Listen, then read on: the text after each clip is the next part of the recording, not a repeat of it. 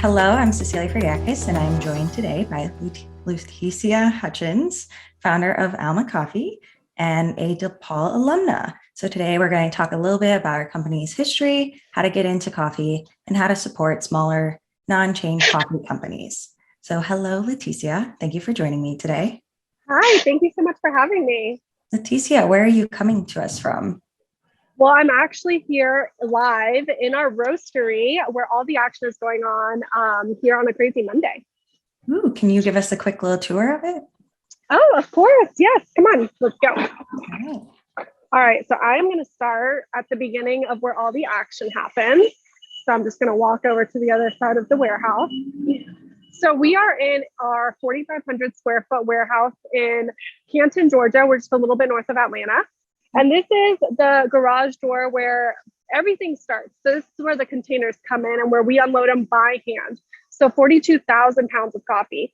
What does that look like? That's going to be something like all of the green bean you can see behind me here. So as you see here, we have a pallet that just came in of coffee. And then all that coffee behind us, we have about one container in here right now. Right now, we're at the end of our harvest season in Honduras. So as soon as harvest starts to end there, we start to get coffee here. So right now, our warehouse is a little sparse. On kind of like in the summertime, you won't even be able to walk back here. So we will have green beans stacked on the floor all the way to the ceiling, and you literally cannot walk back here. It can get a little crazy. So that's the green bean side. And then we come over. So every single day we export our orders and we'll roast fresh to order. So here is the Loring roaster and Matt Mullins, who is our head roaster right here. So he is in the roasting process. The green bean goes from this bean part up into the hopper right there.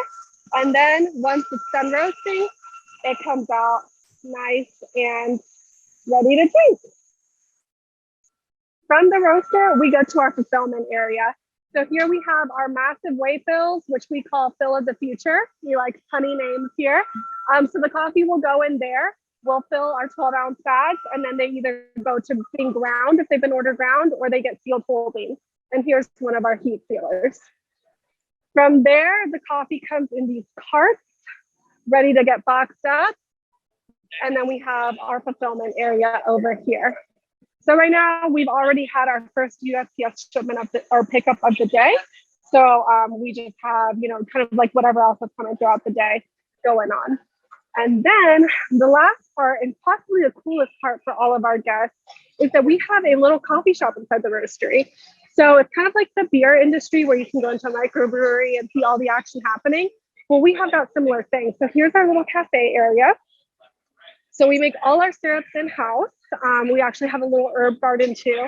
So we really take the time to make sure that everything is crafted very deliciously, and it's always going to be a wonderful experience. But you can come in, you can have meetings, you hear the roaster going, you hear us filling all the bags, you see all the online orders. So it's a really cool experience. And then this is just a little preview of what the customer area looks like. We have a gallery wall over there that helps us just share the story. It has some stories or some photos of our farm. I don't want to get too close and disturb anyone, but you can see there. We just have a lot of things from like the farm and things that show our story. So that is the tour of the roastery in a nutshell. Yes, thank you for showing us. So to start, I want to just ask, how did Alma Coffee come to be? Well, that is a very long question and answer, but I will try to concise it a little bit. So my family's actually been in coffee farming for over 5 generations down in Honduras. It's my dad's side of the family. So I was literally born into the coffee industry. I grew up visiting coffee farms, and I thought that's what every kid did. Just go visit grandma and play with coffee cherries. But as I became an adult, I realized that that really is a very unique thing. People in the industry dream of the day that they can visit Origin. And that's something I've been doing since I was born. So after graduating from Depaul, I graduated with a double major in accounting and management information systems. I went on to what I thought was my dream job in accounting. I was working at KPMG. And even though I loved that job, I kind of had that millennial mindset of wanting to know at the end of the day that my work was directly making someone else's life better. And even though accounting is super important, I didn't feel that when I went to bed at night. And I really wanted to find that. So my husband and I decided that we were going to start visiting our family farms in Honduras. So we started taking every single moment of PTO we could. We went down to the farms, fell in love with everything that my dad and my family was doing down there. And we wanted to take it one step further. One thing that our family had never been able to accomplish was actually selling direct to consumer in other markets. And since we lived in the United States and we had an accounting and finance background, we said, hey, let's try to vertically integrate. Let's open a roastery and sell online, have a small, coffee shop and sell direct to consumers, really talk about direct trade, which is direct from farm to roaster or direct from farm to consumer, and explain to people everything that it takes to get that cup of coffee in front of them. Are there any other ways that your Depaul education and the Depaul community has helped you throughout your process? Absolutely. So Depaul really gave me that foundation that I think has really helped in treating this small business like a business. I think a lot of people go into coffee and they're like, this is fun and it's coffee and it's lax. And it is all of those things, but you also need to remember that it's also a business. And you have to be profitable and you have to be able to pay your employees. So all of that has really helped to lay those really crucial foundational bricks so that we could have this small business. I also wanted to talk a little bit about, local smaller coffee companies versus larger chain companies. Mm-hmm. What is a big difference between, say, your company and a large chain company? Yeah, so almost in a very unique situation because we own the farms, we own the roastery, and then you can also visit us to get your cup of coffee. But what really is important about supporting small, locally owned coffee is that those people really care about where this coffee is coming from. We always say, when you go to your local coffee shop, ask 3 questions. Do you know who roasted this coffee? If they don't, then that's a big red flag. Do you know where this coffee is from, the country? If they don't, that's also a big red flag. And then the third is like an extra cherry on top. Do you know the name of the farmer who grew this coffee? And I think that's really important because it's putting a face to the product. Lots of people go to a grocery store, they see a bag for, $6.99. And you don't really think that someone who grew that coffee and they handpicked every single cherry and they had to process it, then they have to sell it to probably multiple middlemen.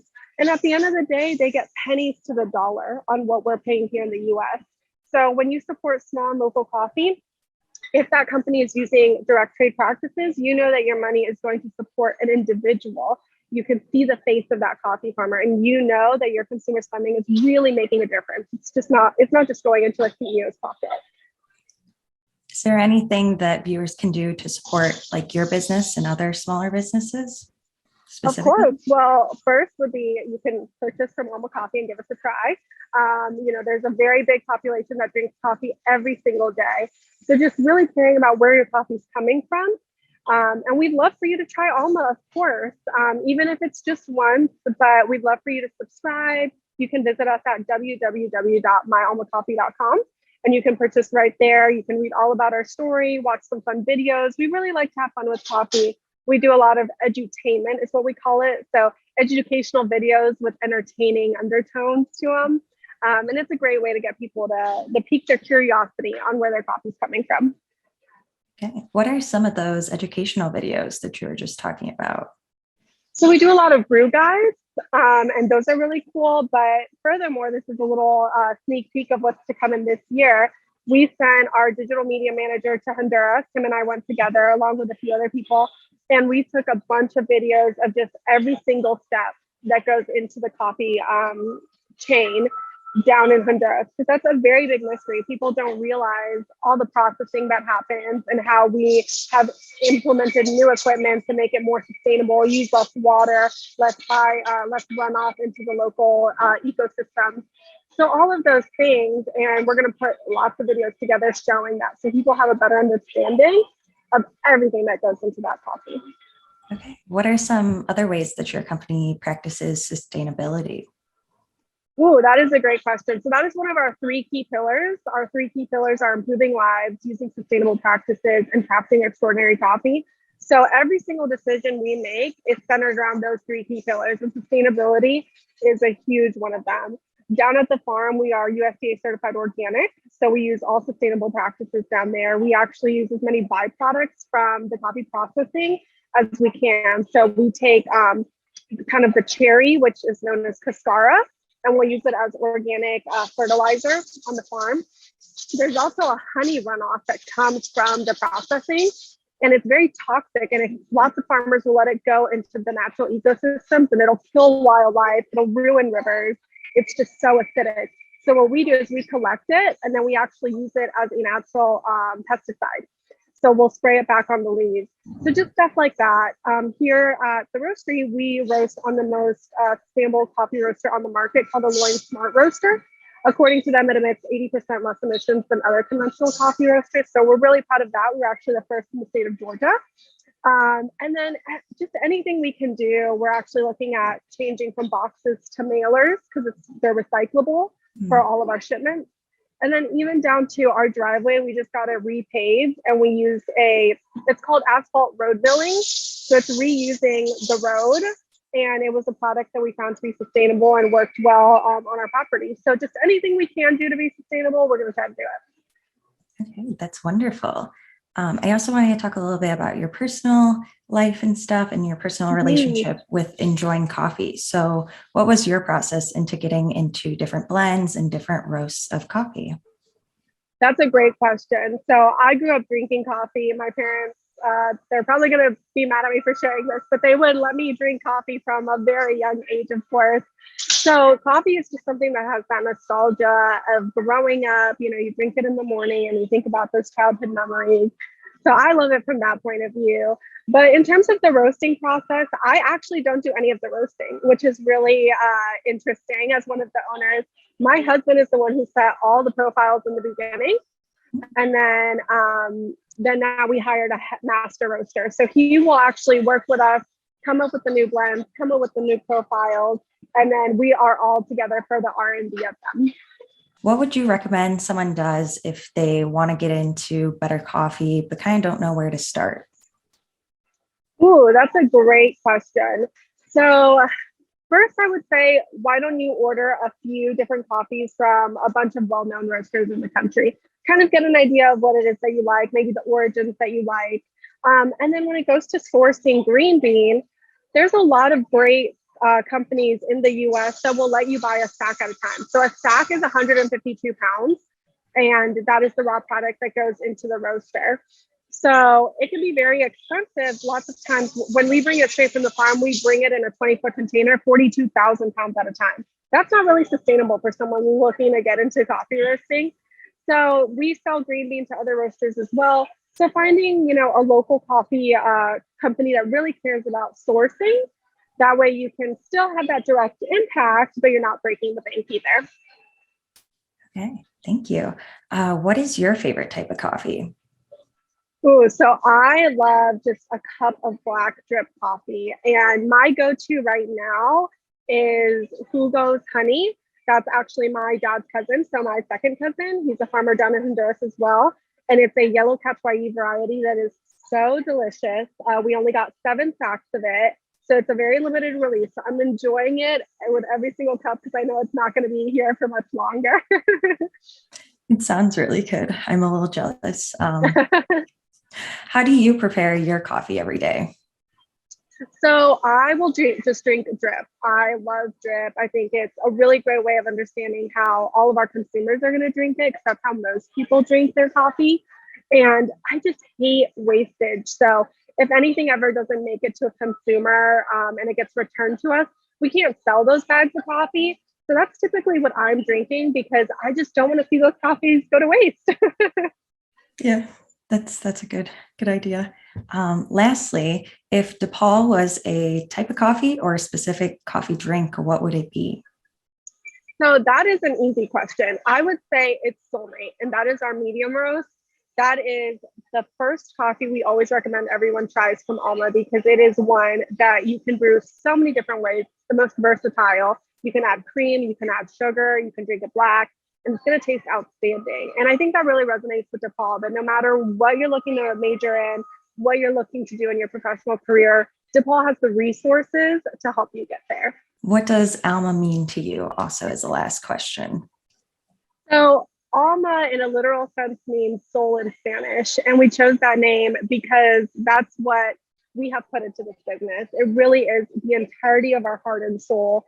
Not just us, but the generations before us too. And we left our jobs in Chicago. We moved from Chicago to Georgia to start this. We really put blood, sweat, and tears into building this business. So that's what Alma would mean to us. Okay, thank you for joining me today, Leticia. If you are interested in hearing more about Alma Coffee, you can check out My Alma Coffee on Instagram or at their website, myalmacoffee.com. Thank you for having me. Yes, thank you for joining me.